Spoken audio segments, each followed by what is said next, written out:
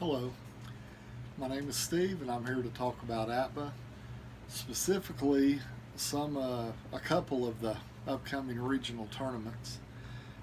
The Appaloosa tournament in Florida, I believe Brookfield, Florida, which if I'm not mistaken is near the Fort Myers, Port Charlotte area, will take place on October 27th this year with a 1980s theme, so limited to teams from the 1980s.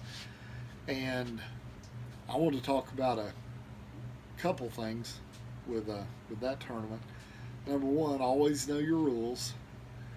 Like if you showed up with a 1970s team and it was a 1980s theme, you probably would have to scramble and play with an extra team somebody brought. As far as the 1980s go, the 1980s were a unique period of baseball because that's probably when the steroid era started.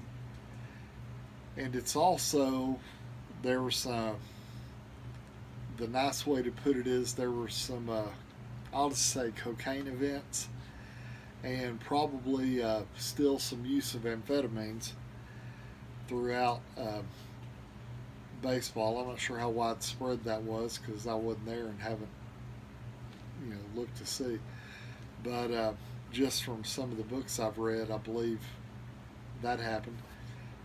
So interestingly enough, there wasn't as many home runs as there would end up being in the 90s on into the early 2000s, and there was also more of a batter controlling the strike zone period from an aspect of fewer strikeouts and not necessarily as many walks, but batters tend to be concerned about not striking out, and in some cases drawing walks is their form of not making it out to progress the lineup and help the team. So there are still plenty of teams that used a lot of stolen bases, hit and runs, those type things. So speed was still a major factor. You didn't have as many of the early 2000 Oakland A's teams that just went for slugging percentage and decent pitching while pretty much ignoring team defense. There were still good team defenses and there was good pitching. Bullpens were starting to become a little more prevalent. There were some teams with some really good bullpen depth.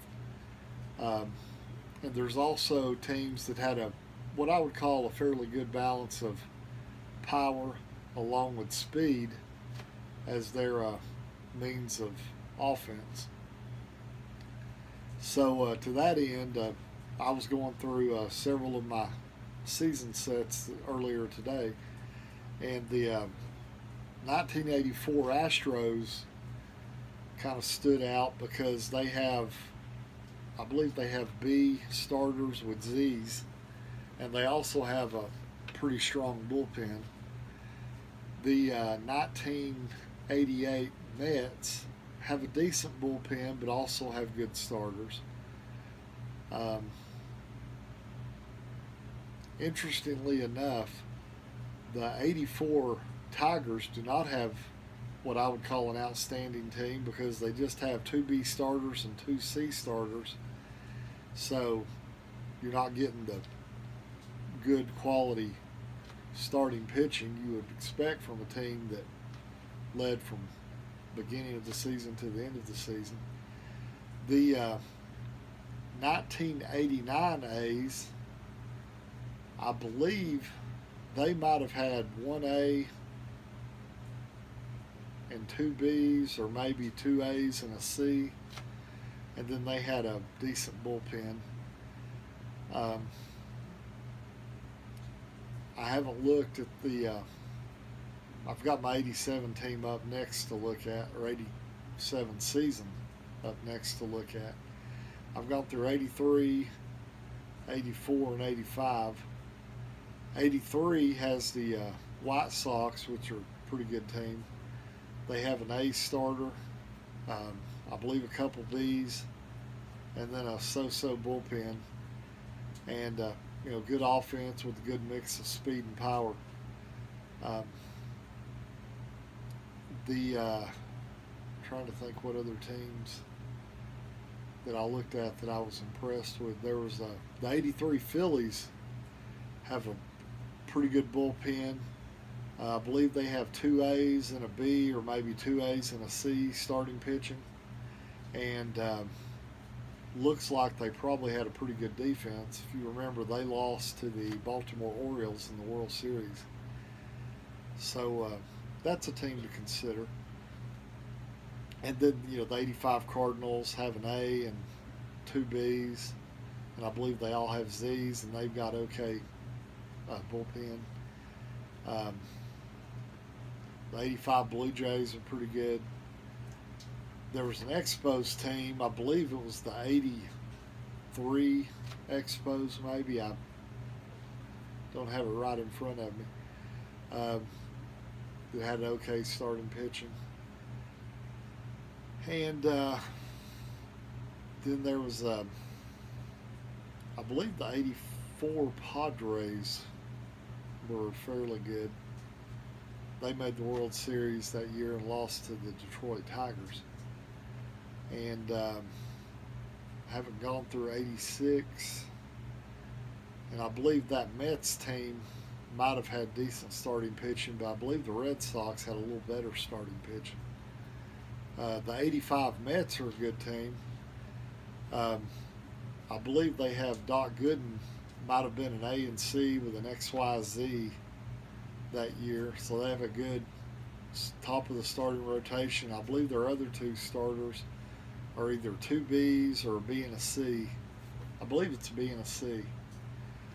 And then they have a adequate bullpen, not great, but not totally bad. And I believe that was the year Gary Carter came over to the Mets, so they had good catching.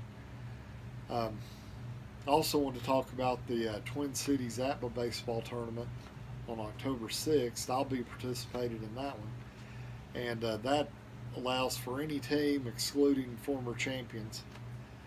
And there's a list of the former champions on Jim's APBAbarn.wordpress.com is the website there, where Jim Frash has a blog where he's one of the founders, and I believe he doesn't host the tournament. Daryl Scoggin hosts the tournament, but Jim does a lot of the heavy lifting on as far as getting the tournament together.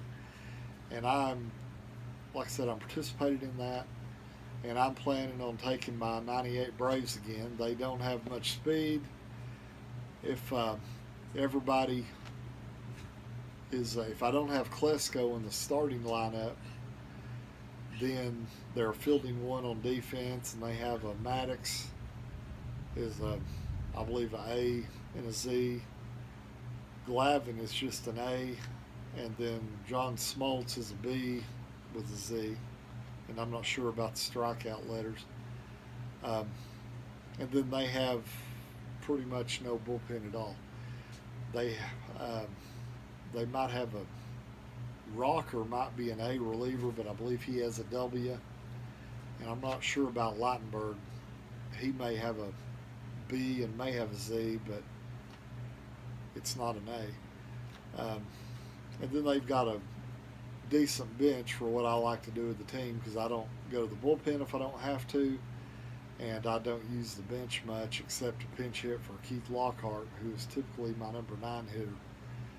And I'll use either a Klesko or a Colburn to pinch hit for him, and then I have I believe Graffinino and Ozzie Guillen can come in on defense after I pinch hit for that spot a couple times.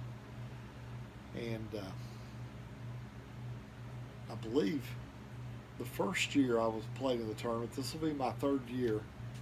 The first year I lost to the 97 Phillies in the semifinals, and then last year my team just totally flamed out, and I went however many games there were, either 8 or 10. I either went 2-6 or 2-10, and just did not do well at all.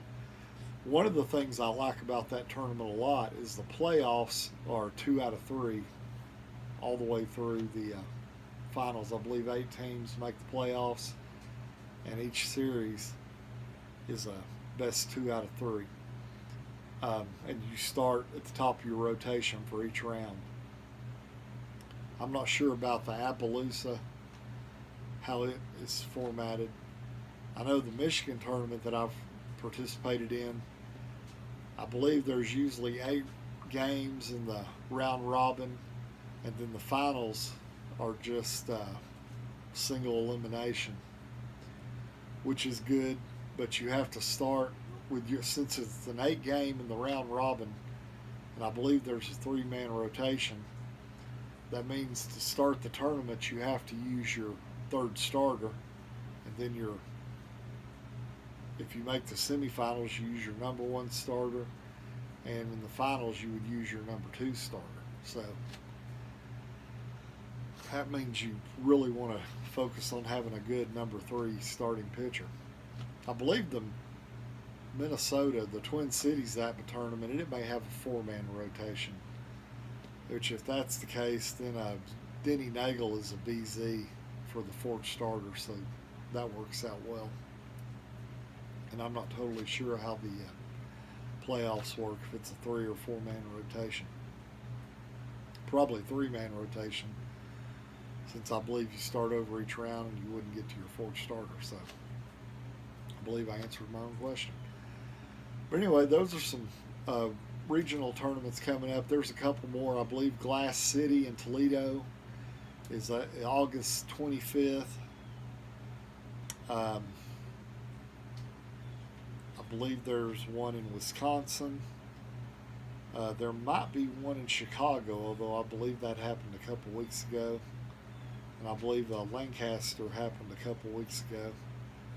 There's one in Grand Rapids. That might be in November. And I'm not sure about all the other dates and events, but I've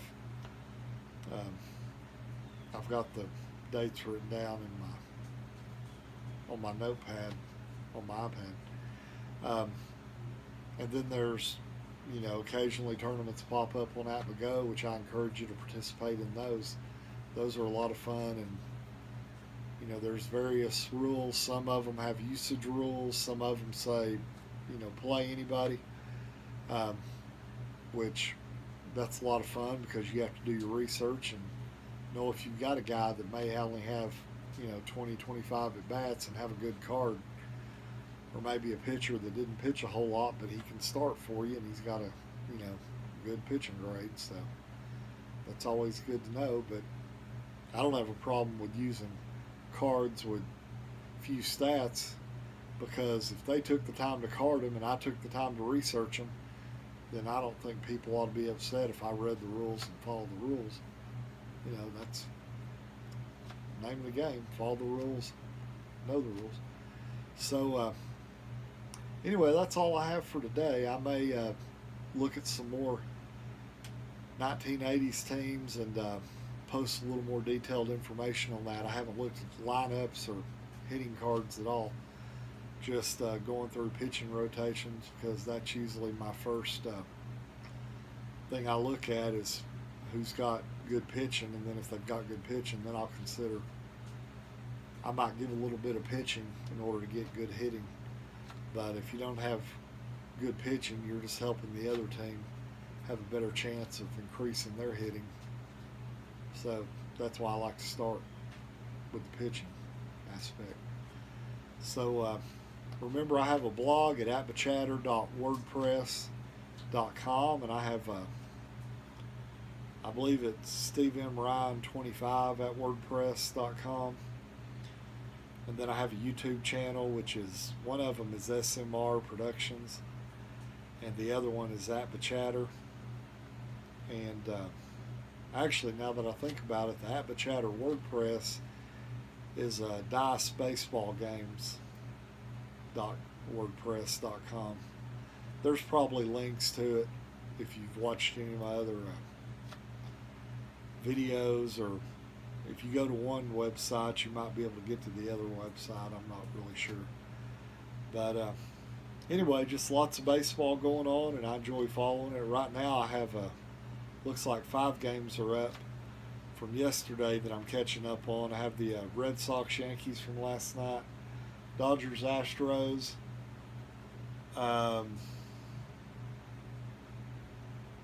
Detroit and Oakland, and Cubs and Padres, and that last one I believe is Pittsburgh and St. Louis. And then I had Tampa Bay and the White Sox up, and that one seems to just have a black screen. So I'm sure the bandwidth I have may struggle to support it if I don't have them on the different network possibilities, because I had to replace my router a few weeks ago, so still learning what all it can do. But anyway, thanks a lot, and I'll talk to you soon. Thank you.